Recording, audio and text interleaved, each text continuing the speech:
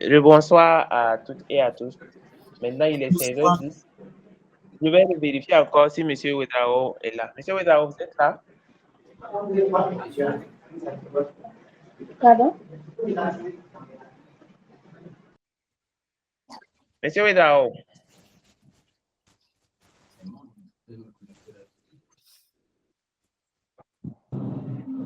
Bonsoir, monsieur Respond. Oui, bonsoir, M. Diallo. Oui, voilà, monsieur Drago me demande de vous demander encore 2 minutes. Je pense Ok, que je suis là. l'antenne- Je suis là. Ah, il est là. D'accord, merci beaucoup. M. Yamou, vous êtes là également? Oui, je suis là. D'accord. Donc, j'avais demandé une pause jusqu'à 16h10 pour permettre à d'autres personnes de nous rejoindre en ligne. Actuellement, nous sommes 48. Si avec votre accord, on peut commencer. Oui, on peut aller. Monsieur Ouedraogo, on peut commencer également? Oui, on peut aller. D'accord, merci beaucoup. Et je vous souhaite à toutes et à tous un bon webinaire. Merci à toi, Justin, pour la parole.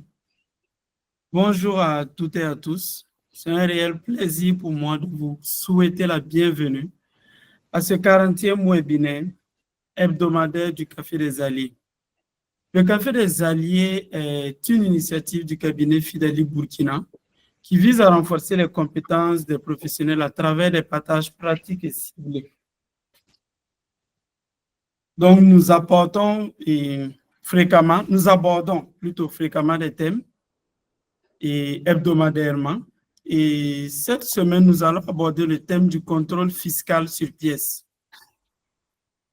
C'est un thème qui est d'une importance capitale,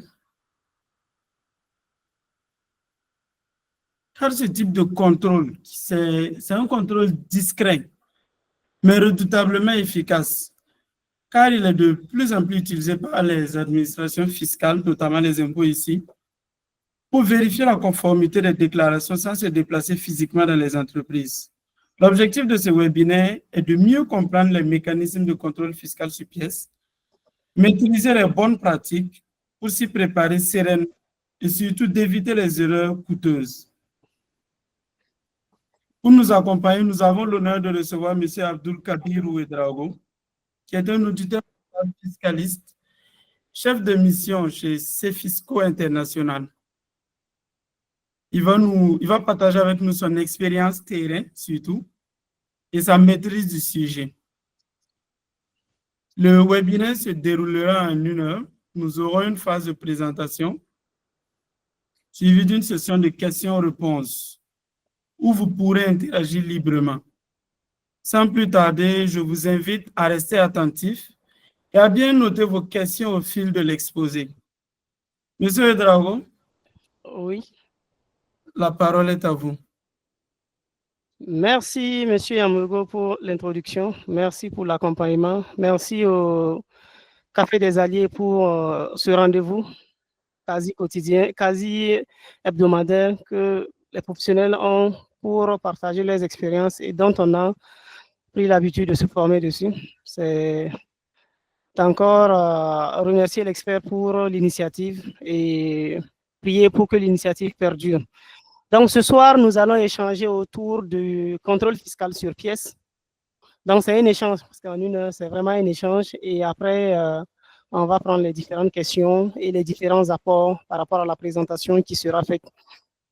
Donc, le contrôle fiscal sur pièces, c'est l'un des contrôles que le contribuable peut subir au regard des déclarations qu'il a déposées. Quand un contribuable dépose des déclarations, l'administration fait un certain nombre de vérifications. Donc, ces vérifications peuvent être suivies de notifications de droit ou pas.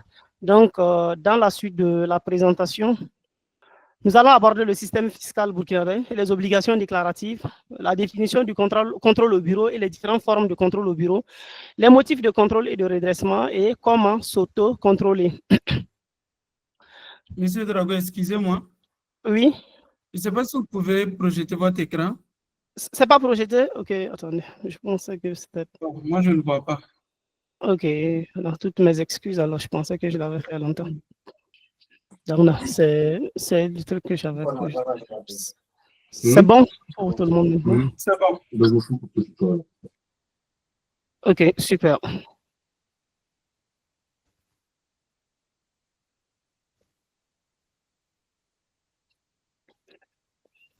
Donc, je disais que nous allons aborder d'abord le système fiscal burkinabé et les différentes obligations déclaratives que les contribuables doivent faire. Ensuite, on va définir le contrôle au bureau et puis les différentes formes de contrôle qu'il y a et voir ensemble les motifs de contrôle et de redressement qu'on peut avoir et comment s'auto-contrôler. Au niveau fiscal, il faut dire que nous notons Comme plusieurs c'est types beaucoup là, de... je donne un. Faut que je donne un. Il y a des contributeurs qui ont leur micro activé. S'ils peuvent désactiver leur micro. D'accord, super. Donc, je disais qu'au niveau fiscal, nous notons plusieurs types de systèmes. Il y a le système déclaratif, là où le contribuable lui-même effectue ses déclarations et l'administration fait le contrôle. Il y a le système aussi là où c'est le contribuable, c'est l'administration qui se charge de fixer ce que le contribuable doit payer. Mais il faut dire que de plus en plus, à travers le monde, c'est le système fiscal déclaratif qui est le plus dominant. Donc, c'est un système dans lequel il incombe au contribuable de produire ses déclarations fiscales dans le respect des lois et des règlements en vigueur, notamment avec le Code général des impôts. Donc, on laisse la latitude au contribuable de produire ses différentes déclarations. Donc, ces déclarations sont présumées sincères et exactes. Parce que c'est vous qui déposez vos déclarations. L'administration présume que vos déclarations sont sincères et exactes. Mais comme on aime le dire, la confiance n'exclut pas le contrôle. Donc, pour veiller à ce que chaque contribuable respecte ses obligations fiscales et conformément aux dispositions de l'article 570 du CGI, le Code général des impôts, il revient alors à l'administration des impôts d'effectuer le contrôle de l'exactitude des déclarations du contribuable. Donc, on vous laisse la latitude de faire vos déclarations. C'est vous qui partez dire j'ai fait tel nombre, tel chiffre d'affaires. C'est vous qui partez dire j'ai fait telle quantité de charges, ainsi de suite. Donc, c'est vous qui déposez vos déclarations. Maintenant, l'administration a le droit, au regard de l'article 570 du CGI, de procéder à une vérification pour s'assurer qu'il n'y ait pas de dissimulation ou d'omission. Parce que vous pouviez oublier, vous pouvez dissimuler. Donc, l'administration a la charge de contrôler pour s'assurer qu'il n'y a pas d'omission ou de dissimulation de chiffres. Donc, déjà, les obligations déclaratives commencent même au moment de la création de l'entreprise. L'article 557 du CGI dit que toute personne ou société soumise à un impôt sur les bénéfices doit, dans les 30 jours du commencement de ses opérations ou de l'ouverture de son établissement, souscrire à une déclaration d'existence. Donc, ici, c'est clair. Quand vous créez une structure, vous deviez aller manifester votre présence au niveau de l'administration fiscale. C'est l'une des raisons pour lesquelles les gens créent des sociétés, au bout de 3 mois, 6 mois, ils partent au niveau des impôts, ils trouvent que le IFE a été désactivé. C'est parce qu'ils n'ont pas accompli cette formalité. Donc, quand vous créez une structure, vous deviez vous déplacer au niveau de l'administration fiscale pour souscrire à votre déclaration d'existence, pour dire que vous existez. Et l'administration va bien évidemment faire une visite de vos lieux, de vos locaux pour s'assurer de votre existence physique.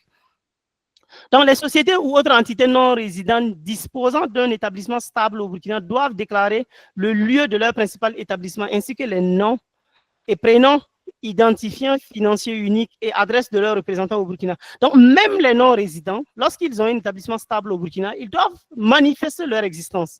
Donc, même si vous n'êtes pas résident au Burkina, si vous aviez des affaires au Burkina, vous êtes tenu de manifester votre existence auprès de l'administration fiscale.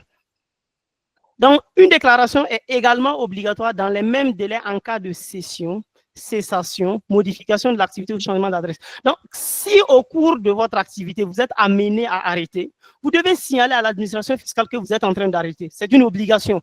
On ne laisse pas l'entreprise mourir comme ça. On doit notifier à l'administration qu'on cesse les activités. S'il y a modification au niveau de l'activité de l'entreprise ou si même vous changez l'adresse de l'entreprise, vous devez notifier à l'administration fiscale qu'il y a changement. C'est une obligation. Donc, l'alinéa 4 de l'article 557 précise que le défaut de déclaration prévu au présent article est sanctionné par une amende de 100 000 francs. Donc, si vous créez votre entreprise et que vous ne manifestez pas l'existence, vous êtes puni d'une amende de 100 000 francs CFA.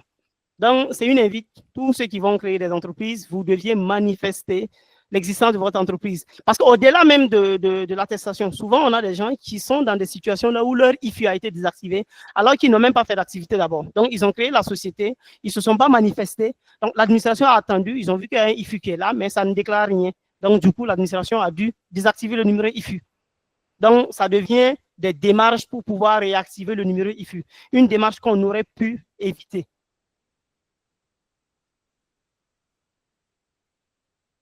Donc, c'est quoi le contrôle au bureau? Le contrôle fiscal est l'ensemble des procédures et moyens légaux que l'administration met en œuvre pour vérifier l'exactitude et la sincérité de la comptabilité et des déclarations fiscales d'une entreprise. Ça, c'est le contrôle de façon générale. Il constitue aussi une occasion pour informer le contribuable de ses droits et obligations tels que prévus par la législation. Ce qu'il faut retenir, c'est que dans le contrôle, on ne vise pas à punir le client, le contribuable du moins. Le contrôle n'est pas une punition. Le contrôle doit permettre au contribuable de connaître ses droits et ses obligations. Donc, le contrôle, comme on a l'habitude de dire, le contrôle est à charge et à décharge. Ça veut dire lorsque l'administration voit que vous vous êtes fait du tort, au moment du contrôle, l'administration doit vous restituer dans vos droits. Et si vous aviez omis des éléments qui ont dégradé la base taxable, l'administration aussi va se remettre dans ses droits. Donc, le contrôle est à charge et à décharge. Le contrôle fiscal représente la contrepartie de la liberté laissée au contribuable de souscrire ses déclarations ou de présenter les actes nécessaires à la liquidation de l'impôt. Donc, ici, c'est une contrepartie. Vous êtes dans un système déclaratif. On vous donne la latitude de faire vos déclarations. On vous donne la latitude de souscrire à vos déclarations sans contrainte, dans des délais bien précis, bien sûr. Donc, il revient à l'administration de s'assurer que les actes ou les déclarations que vous avez souscrites là sont correctes. Donc, c'est ça l'objectif du contrôle, c'est se rassurer que ce que le contribuable a souscrit en termes de déclaration est conforme à son activité. Donc, dans le système burkinabé, il est laissé aux contribuables la latitude de procéder à la déclaration de leurs impôts et taxes. A posteriori, si l'administration fiscale a des doutes ou constate des erreurs, des omissions, ou même une absence complète de déclaration, elle peut alors décider de réaliser un contrôle ou une vérification. Donc, elle peut faire un contrôle ou une vérification. Mais ici, nous allons plus aborder le cas du contrôle. Donc, aussi, au terme de l'article 1er de l'acte uniforme relatif au droit comptable et à l'information financière de l'OHADA, toute entité à but lucratif est soumise aux dispositions de l'acte doit mettre en place pour l'information externe et pour son propre usage une comptabilité générale conformément au dit acte. Donc, la fiscalité s'appuie sur le droit OHADA et tire un certain nombre d'éléments du droit OHADA, c'est-à-dire de l'obligation de tenue d'une comptabilité. En droit OHADA, on dit qu'une entreprise a une obligation de tenue de comptabilité. Donc, la fiscalité s'adosse sur cette obligation pour pouvoir déterminer les bases taxables. Donc, dans la tenue de comptabilité, quels sont les éléments qui caractérisent la tenue d'une comptabilité? La tenue d'une comptabilité suppose un jeu complet d'état financier annuel composé d'un bilan, d'un compte de résultat, d'un tableau de flux de trésorerie ainsi que des notes annexes.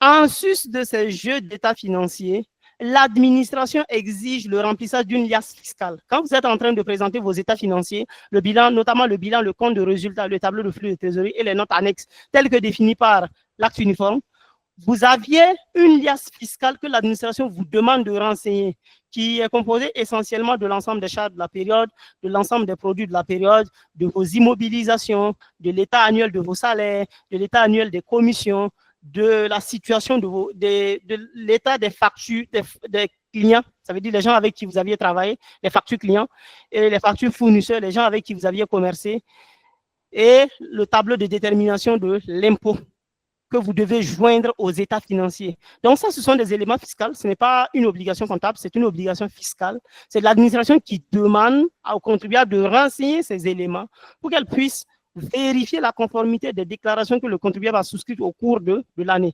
Parce que visiblement, quand on prend les états financiers tels que le bilan, le compte de résultat, et le tableau de flux de trésorerie, il y a certaines informations que l'administration fiscale n'est pas à mesure de manier. Donc, du coup, il demande l'alias fiscal pour bien approfondir un certain nombre d'éléments. Donc, le contrôle au bureau, on a deux types de contrôle. Et au niveau fiscal, on a deux types. Il y a un micro qui est activé. Si la personne peut désactiver le micro.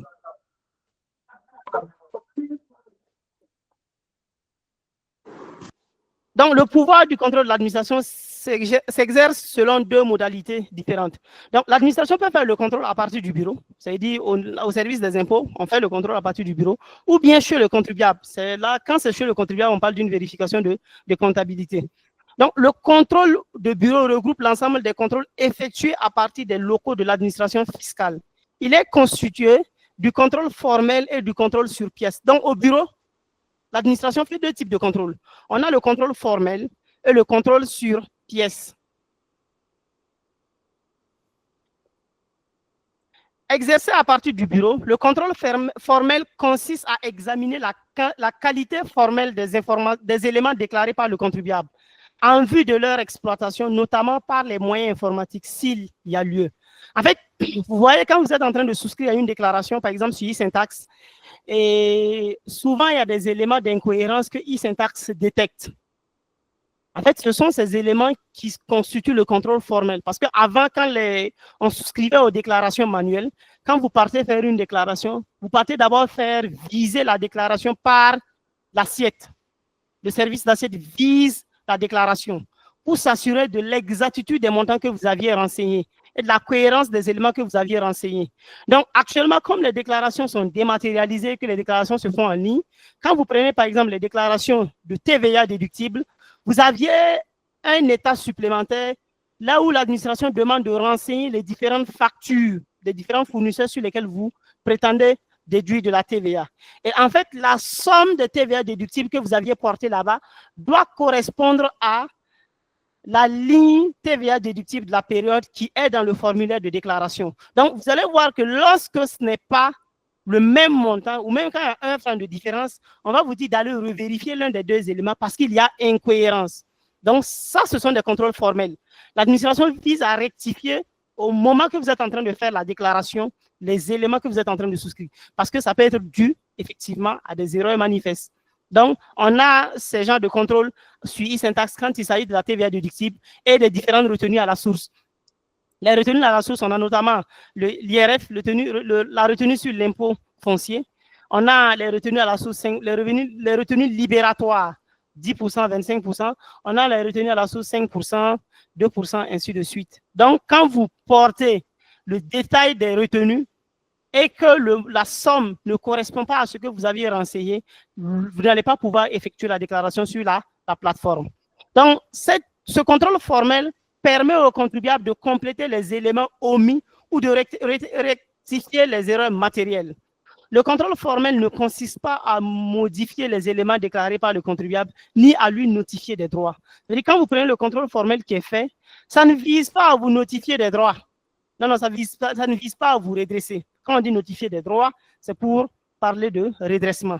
Donc, le contrôle formel ne vise pas à redresser le contribuable. Ensuite, nous avions le contrôle sur pièce. Le contrôle sur pièce, il s'agit pour l'administration, à travers un recoupement d'informations ou à travers une synthèse des informations que vous avez fournies, de faire des recoupements, des synthèses pour vérifier l'exactitude de vos déclarations. On prend un exemple. Au cours de l'année, vous aviez passé votre temps à souscrire à votre chiffre d'affaires. Vous aviez déclaré janvier 10 millions, février 20 millions, mars 4 millions, avril 5 millions, ainsi de suite jusqu'à décembre. Pour l'année 2024, par exemple.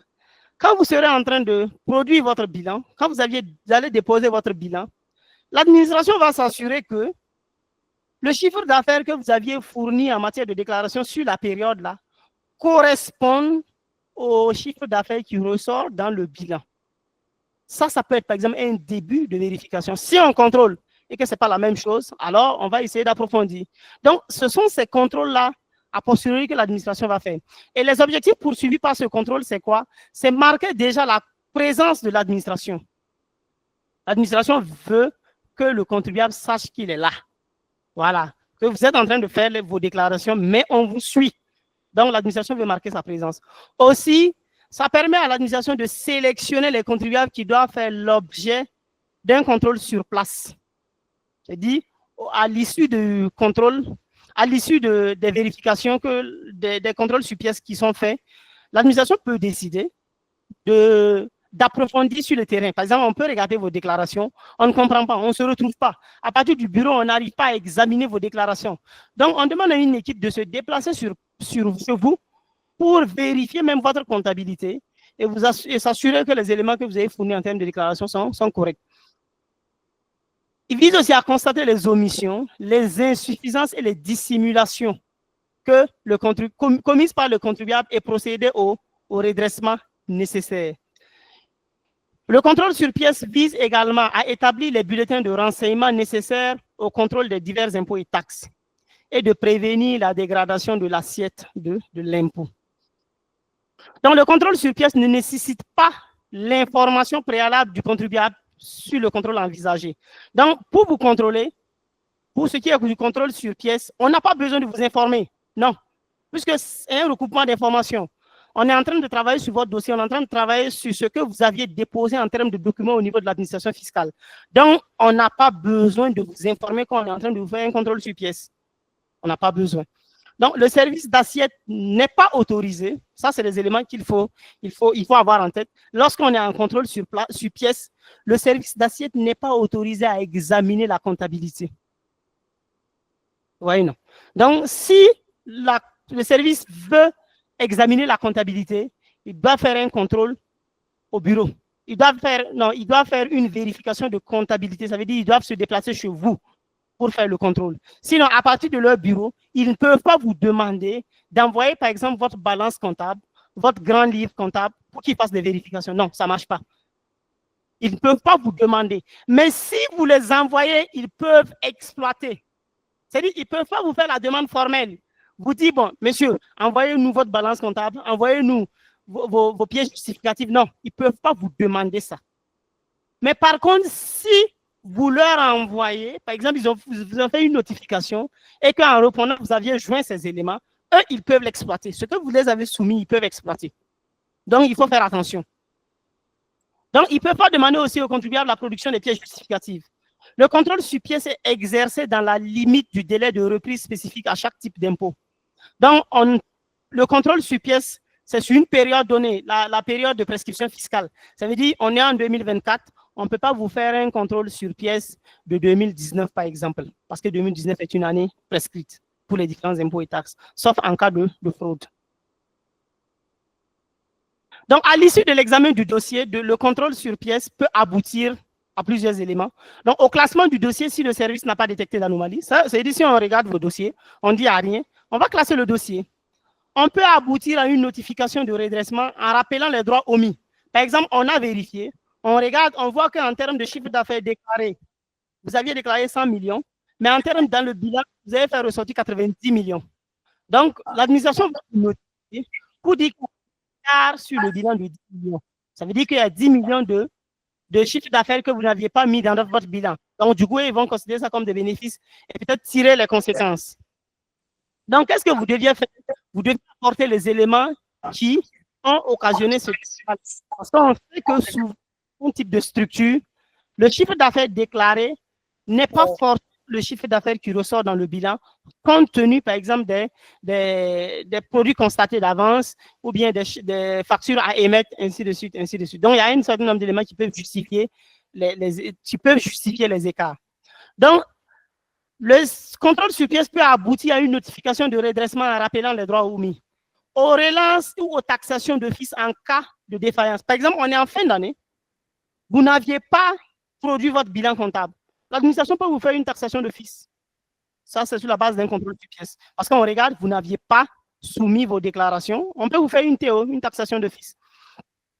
Donc, le contrôle sur pièce peut aboutir aussi à la proposition du dossier en vérification de comptabilité ou à d'autres types d'investigations ou enquêtes. Donc, quand vous prenez le contrôle, quand on fait le contrôle sur pièce, parce que quand on regarde que les éléments ne sont pas concordants, qu'on a des difficultés à examiner vos dossiers. On peut ne pas vous notifier de droit et transmettre votre dossier à la vérification de comptabilité pour dire qu'ils n'ont qu'à se déplacer, venir chez vous pour regarder les choses en clair. Parce que le truc, c'est quoi? C'est que le contrôle sur pièce est limité. Le contrôle sur pièce est limité. On ne peut pas vous demander certaines choses. Donc, du coup, si on regarde les éléments que vous avez fournis, ce n'est pas concordant, on peut demander à ceux qui peuvent vous demander la balance comptable, le grand livre, à ceux qui peuvent vérifier votre comptabilité, de se déplacer sur place pour vérifier votre comptabilité. Donc, en termes de dispositions fiscales, quel est le cadre législatif qui s'applique? Quels sont les services qui sont compétents? Quelles sont les dispositions fiscales applicables? Donc, pour ce qui est du contrôle sur pièces, ce sont les articles 572, 600 à 613 du CGI. Et pour ce qui est du contrôle formel, on a l'article 570 du CGI qui encadre le contrôle formel. Les services compétents pour le contrôle sur pièces, ce sont les services d'assiette et les directions provinciales d'impôts, les bureaux d'assiette. Le contrôle formel, ce sont les recettes, ceux qui encaissent l'argent et le service d'assiette. Donc, les responsables, au niveau du contrôle sur pièces, nous avions les agents d'assiette, le chef de service d'assiette, le directeur de la DCI, de la direction centrale le directeur du centre des impôts, le directeur provincial des impôts, le directeur des moyennes entreprises et le directeur des grandes entreprises.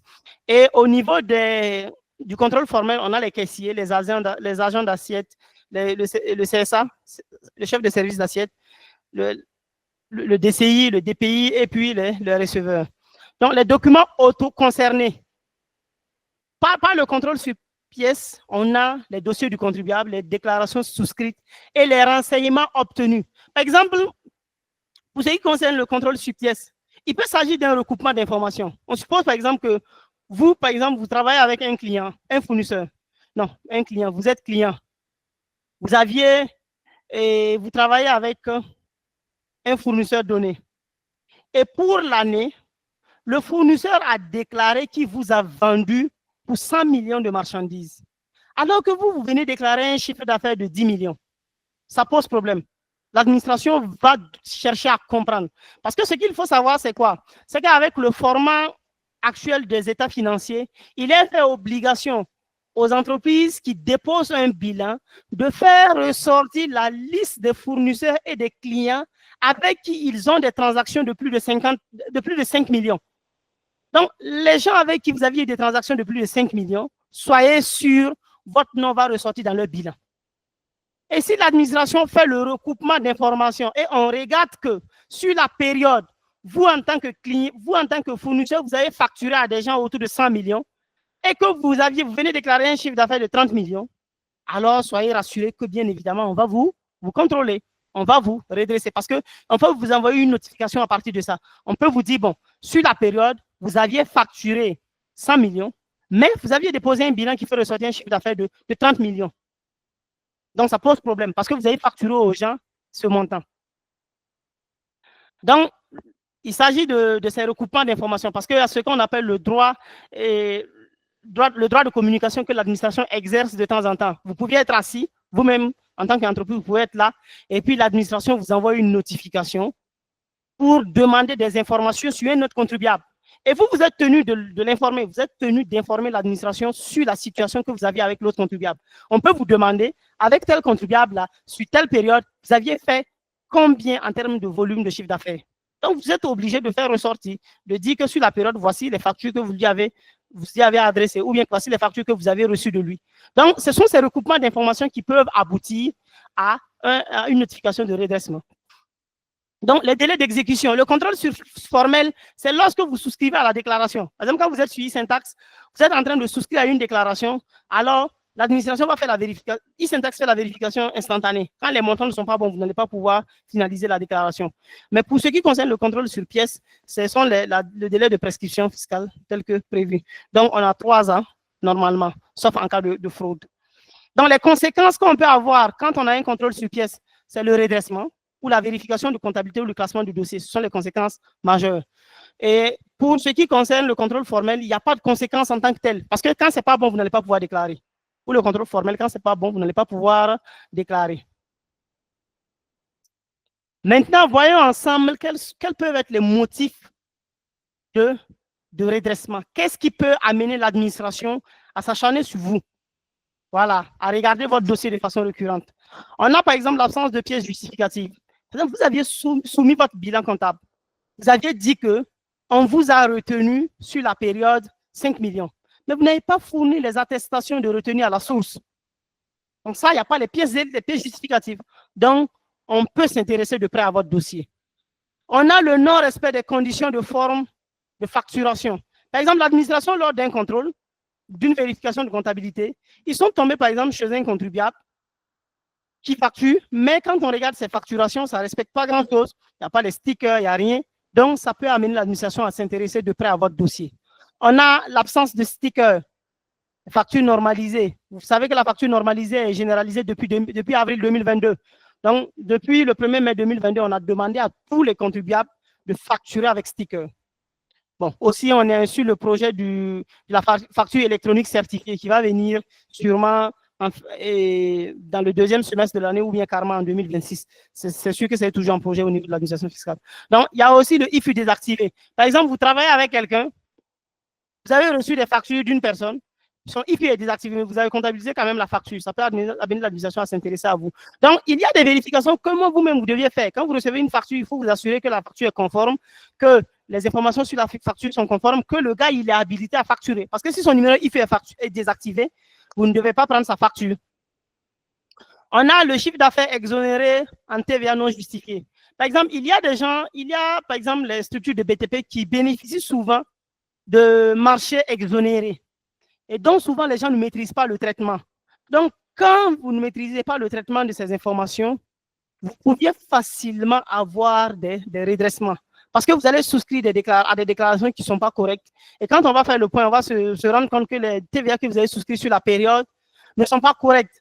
Donc, vous pouviez avoir des redressements.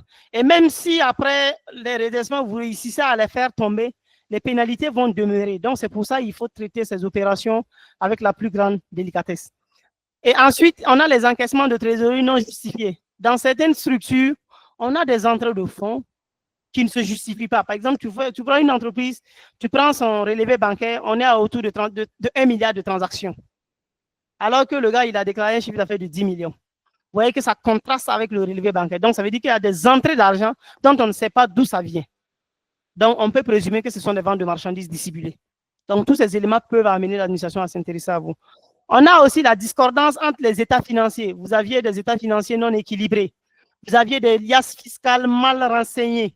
Surtout la liasse fiscale. Les gens ne prennent pas soin de bien renseigner la liasse fiscale. Si votre liasse fiscale est mal renseignée, ça peut vous amener à subir un redressement.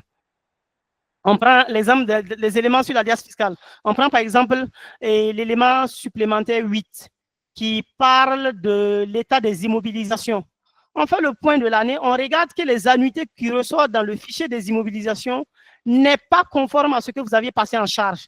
Par exemple, en charge, vous avez passé 20 millions et dans l'état des immobilisations, il y a 5 millions qui sortent là-bas. C'est comme si c'est une majoration de charge. Donc, ça ne se justifie pas. Donc, il y a des concordances qu'il faut vérifier dans les états financiers. Quand vous êtes en train de préparer vos états financiers, il faut vraiment prendre soin de vérifier les notes annexes et puis la liasse fiscale pour s'assurer que les informations qui sont reportées sont conformes à la synthèse des états financiers. Donc, on a les mouvements de compte courant non justifiés. C'est ce qu'on parlait, les encaissements de trésorerie, ça peut s'assimiler à ça. Vous avez un compte. Non, les comptes courants, c'est dans les sociétés de groupe. Vous savez, dans les sociétés de groupe, il y a souvent un compte associé qui mouvemente beaucoup. Ou bien même chez nous, on a par exemple des situations là où le gars, quand il ne trouve pas un lieu là où il va solder son écart, il met dans le 462, le compte courant associé. Donc, quand il y a beaucoup de mouvements sur ce compte, alors qu'il n'y a pas d'éléments justificatifs, l'administration peut s'intéresser de près à ces comptes-là. Comme on a l'habitude de dire, en comptabilité, il n'y a pas de compte fourre-tout. Il n'existe pas de compte fourre-tout en comptabilité. Tous les comptes en comptabilité reflètent quelque chose. On a aussi les comptes débiteurs et créditeurs divers non justifiés. Donc, ces comptes-là, si elles sont non justifiées, bien évidemment, ça peut faire l'objet de contrôle. On a le prix de transfert, ça c'est un peu poussé. Et vous voyez, dans les entreprises de groupe, on a souvent des facturations qu'on reçoit des autres entités du groupe. Par exemple, on peut les facturations de frais d'assistance technique, les facturations de frais de siège, un certain nombre de facturations de ce genre. Quand ces montants sont élevés, l'administration peut s'intéresser de près à votre comptabilité. Il y a aussi les provisions non justifiées. Vous aviez passé des provisions pour créance client, alors que toute la documentation pour passer la provision n'est pas justifiée, n'est pas là. Donc, ça peut amener à ce qu'on s'intéresse à vous. On a les provisions non justifiées. On a les contrats de bail non enregistrés. Par exemple, vous n'avez pas renouvelé votre contrat de bail. L'administration peut faire un avis de redressement sur contrôle sur pièce parce qu'on a regardé que votre contrat de bail est expiré, mais vous ne l'avez pas renouvelé. On a aussi l'absence de retenue à la source. Par exemple, quand on examine vos états financiers, on voit qu'il y a eu des prestations dont vous avez bénéficié, mais vous n'avez pas opéré de retenue à la source. Donc, l'administration va bien évidemment vous redresser sur ces éléments. Ça veut dire qu'on va regarder les comptes qui sont concernés parce que, en fait, quand on regarde dans l'alias fiscal, il y a des comptes, par exemple, qu'on suppose, ce n'est pas a priori, mais il y a des comptes, quand les montants sont logés dans ces comptes-là, on suppose qu'on doit avoir une retenue. Par exemple, les comptes tels que le 6324 qui enregistrent les honoraires, puisque sur les honoraires, il y a des retenues.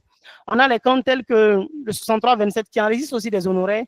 On a les comptes tels que le 6057 qui enregistrent aussi des honoraires. Tous ces comptes, lorsqu'ils sont mouvementés, on s'attend à ce qu'il y ait des retenues.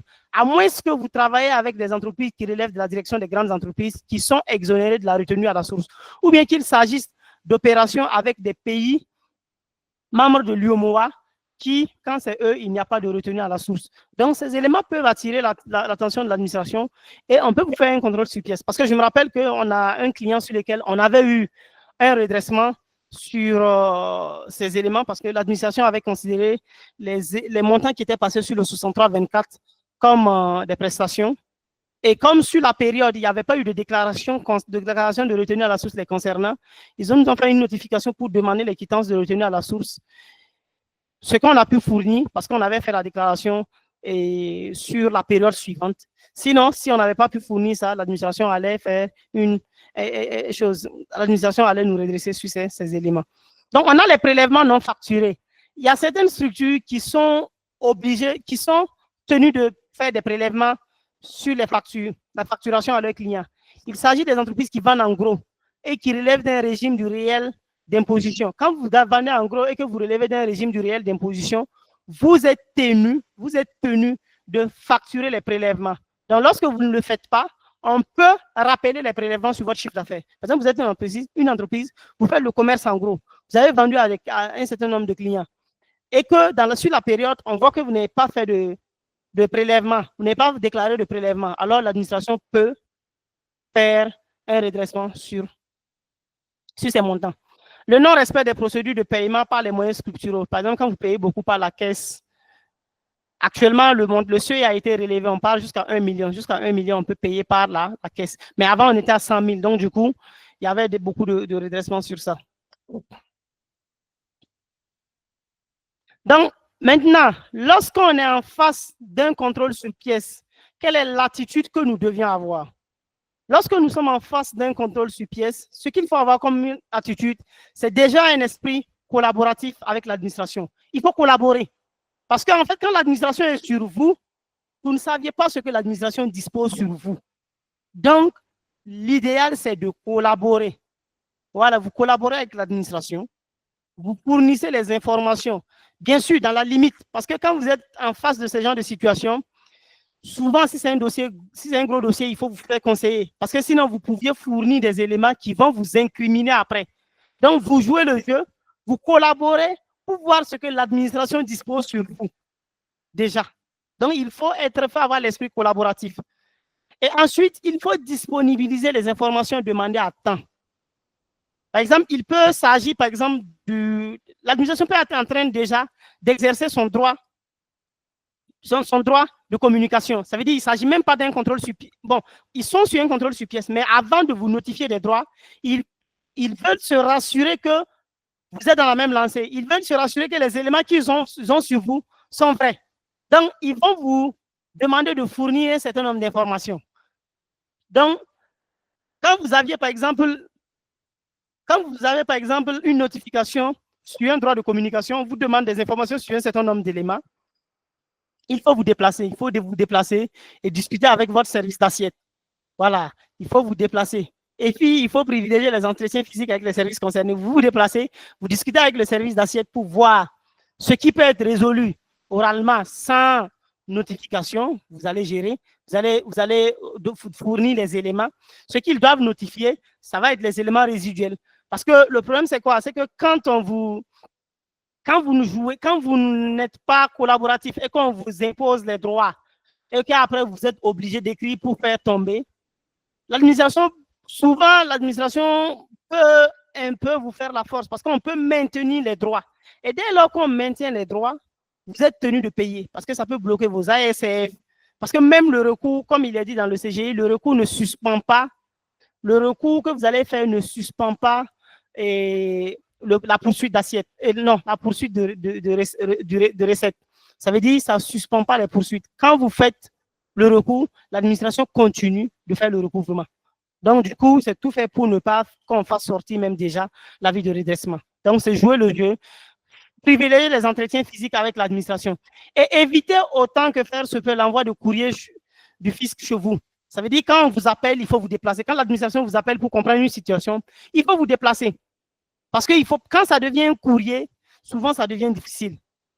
Voilà, quand ça devient un courrier, ça devient souvent difficile. Donc, tant que ce n'est pas à l'étape du courrier, il faut privilégier de se déplacer vers l'administration pour comprendre les éléments qui sont demandés et voir si c'est fondé ou pas. Parce que souvent, même les services d'assiette, quand ils regardent un certain nombre d'éléments, ils peuvent admettre que vous fassiez des déclarations complémentaires. Nous, par exemple, ça nous est arrivé où on avait omis, par exemple, de déclarer la TVA d'un mois donné, la TVA, par exemple, du mois de décembre. Quand l'administration a fait le contrôle, il s'est avéré que, par exemple, sur la période de décembre, on n'a pas fait la déclaration de TVA. Et le différentiel entre la TVA qu'on a soumis, le différentiel entre le chiffre d'affaires qu'on a soumis dans nos états financiers et ce qui ressort dans nos déclarations, c'est pour le mois de décembre. Donc, mais il se trouve qu'en fait, c'était à une période là où on avait des difficultés avec e-Syntax. Donc, nous, on avait déclaré la TVA 0 et on avait effectué par le même coup une demande de déclaration complémentaire. Et on attendait que l'administration valide la demande de déclaration complémentaire pour qu'on puisse renseigner la TVA de la période. Parce que l'idée, c'était d'éviter la pénalité. Parce qu'on était en période de pénalité, e-Syntax était difficilement accessible, donc on a déclaré 0. Mais on attendait de faire une demande de déclaration complémentaire pour souscrire le montant exact, pour éviter la pénalité. Mais avec tout le flot de travail qu'on a eu, on a sûrement oublié, on n'a pas déclaré.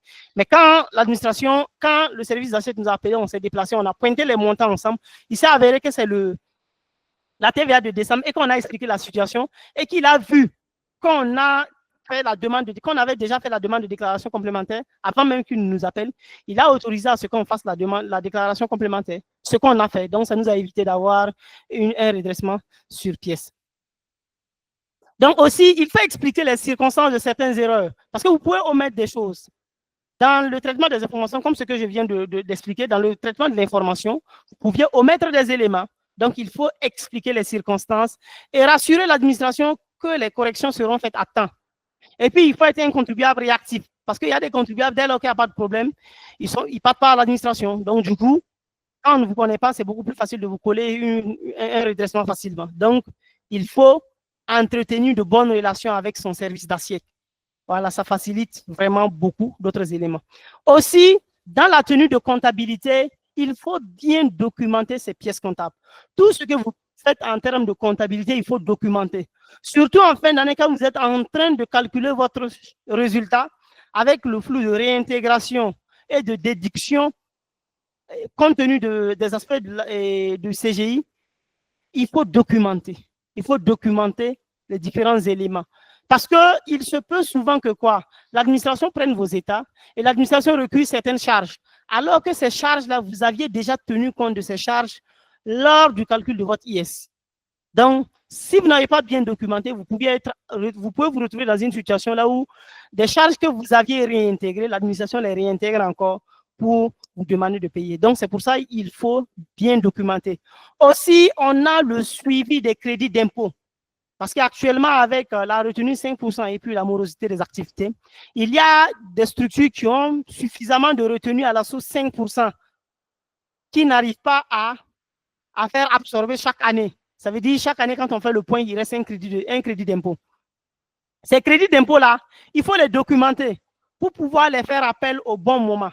et aussi les déficits que vous êtes en train de réaliser en ce moment. Quand vous êtes une structure et qu'actuellement vous êtes en train de réaliser ces déficits, il y a une note spéciale au niveau de l'alias fiscale qui permet de renseigner les déficits au fur et à mesure. Si vous ne renseignez pas périodiquement les déficits là, à un moment donné, vous allez commencer à réaliser des bénéfices, mais vous n'allez pas pouvoir déduire les déficits antérieurs. Parce qu'il est autorisé, l'administration, le Code général des impôts autorise la déduction des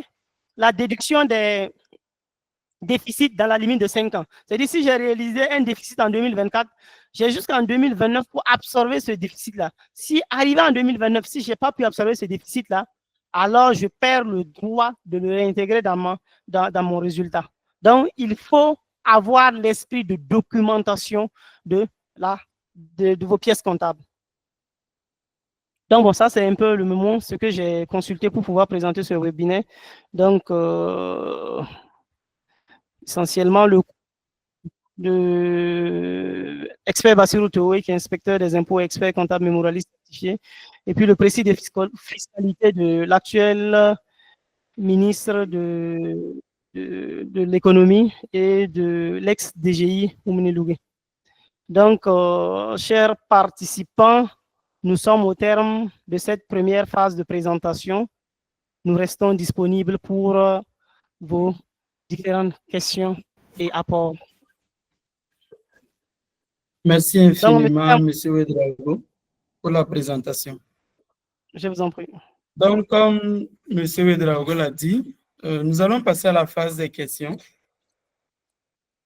Donc, si toutefois il y a des gens qui ont des questions, vous pouvez les poser et nous allons répondre au fur et à mesure. Monsieur Olo Flora. Bonjour à tous. Bonjour. Bonjour à mon aîné, M. Ouedraogo, à laquelle j'ai écouté à l'IPAM aussi, qui a fait une très belle présentation. Merci. Bon, moi j'ai une petite question. C'était concernant le prix de transfert. Je ne sais pas, il a parlé de ça, je ne sais pas s'il peut revenir plus en profondeur. Est-ce que de façon légale, il y a une limite qu'il ne faut pas dépasser? Voilà, c'était là ma question. S'il peut revenir plus dans le détail, et puis bon, s'il y a une limite légale aussi, s'il peut plus partager ça, voilà. C'est ça. Merci. Monsieur Dragon. Oui. Vous allez répondre au fur et à mesure? Oui, on va répondre au fur et à mesure. Ça marche, donc vous avez la parole. OK.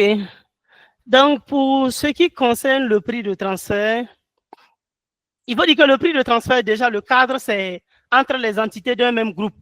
Vous voyez, quand on prend les structures qui sont implantées au Burkina et qui sont des filiales des groupes, reçoivent souvent des facturations de ces groupes-là. Ça peut être des frais d'assistance technique, ça peut être des frais d'assistance technique, des frais de contrôle, de tenue de comptabilité, ainsi de suite. Il peut s'agir aussi, pour ces groupes-là, des facturations des centrales d'achat. C'est quand vous prenez une structure qui a un réseau mondial de distribution, généralement, il crée une structure qui est chargée de vendre à toutes les autres structures du groupe. Donc, une centrale d'achat. Mais cette centrale d'achat-là n'achète pas, bon, cette centrale d'achat ne produit pas, elle achète pour revendre. Et généralement, c'est un mécanisme que les groupes utilisent pour retirer les bénéfices ou pour dissimuler les bénéfices réalisés. C'est une manière de soustraire les bénéfices des filiales et pour les placer dans des pays à fiscalité avantageuse. On prend un exemple. Ici, par exemple, nous sommes à un taux d'impôt de 27,5% et IRCM 12,5%. Donc, quand on fait le tout, on est à 49, on est autour de 40%, un peu plus. Donc, si par exemple le groupe regarde, sur la période, par exemple, on a fait des ventes autour de 1 milliard au Burkina. Les ventes qu'on a, les achats que la filiale du Burkina a fait auprès du groupe, on peut majorer un peu parce que les éléments pour justifier, c'est difficile. Donc, ils peuvent décider d'inclure le bénéfice qu'ils veulent réaliser là, directement dans la facturation de la centrale d'achat. Parce qu'on va mettre, par exemple, la centrale d'achat dans dans les îles Caïmans, par exemple, dans un pays là où la fiscalité est très avantageuse, ou bien la fiscalité est très basse. Donc, du coup, ça va leur permettre de facturer à la filiale du Burkina en récupérant directement les bénéfices. C'est-à-dire en facturant la filiale du Burkina, là, ils récupèrent directement les bénéfices. Donc, lorsque l'administration se rend compte que déjà, pour les factures, la structure qui vous facture là, puisqu'on a dit de donner la liste de vos fournisseurs avec leur résidence fiscale. Donc, si on se rend compte que celui qui vous facture, il est dans un pays à fiscalité avantageuse, on va ouvrir plus l'œil pour bien regarder ou pour bien examiner vos opérations. Donc, il y a déjà ça. Au-delà de ça, et pour ce qui concerne les frais d'assistance technique et de siège, il y a des limites de déduction lors de la détermination de l'impôt sur les sociétés. Parce que les frais d'assistance technique et de siège sont déductibles dans la limite de 10% des frais généraux. Voilà, donc, quand le groupe vous facture des frais d'assistance technique et de siège, ça, c'est déductible dans la limite de 10% des frais généraux. Mais ce qui concerne les facturations des centrales d'achat, il n'y a pas de limite en tant que telle. Mais vous deviez tenir une documentation des prix de transfert pour donner à l'administration les différents taux de commission que la centrale d'achat prend. En fait, au Burkina, normalement, le taux ne doit pas dépasser les 5%. Donc, le différentiel des taux de 5% doit être réintégré. Donc, ce document de prix de transfert, l'administration va l'examiner et voir si vous êtes dans les taux fixés ou pas. Et à partir de ça, on peut vous faire un redressement. Donc, c'est ce que je pouvais dire sur le prix de transfert. Excusez, bon, encore, il y a une petite partie que je n'ai pas compris. Les frais généraux, vous avez parlé 10% des frais généraux. C'est les frais généraux de l'exercice de l'entreprise ou bien, bon. Les frais généraux de l'exercice de l'entreprise. Ok. Voilà. Les frais généraux. En fait, c'est l'ensemble des frais hors les achats et les intérêts. Ok. Généralement, on dit que c'est la classe 65 jusqu'à 66. 65 605 jusqu'à 66. Ça veut dire qu'il n'y a pas les achats, il n'y a pas le 601 à l'intérieur. Ok, les achats je ne font comprends. pas partie. Voilà. Je comprends. C'est ça. Ok, ça marche. Merci beaucoup pour votre contribution. Merci. Je vous en prie. Ok. Donc, nous allons passer à M. Yannick. M. Yannick, vous êtes là. Vous pouvez poser votre question.